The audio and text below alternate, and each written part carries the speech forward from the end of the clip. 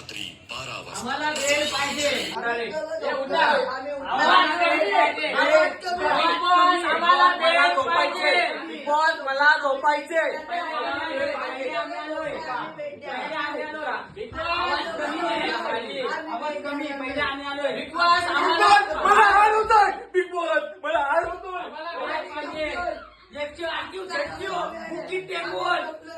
पहिले आम्ही आलोय.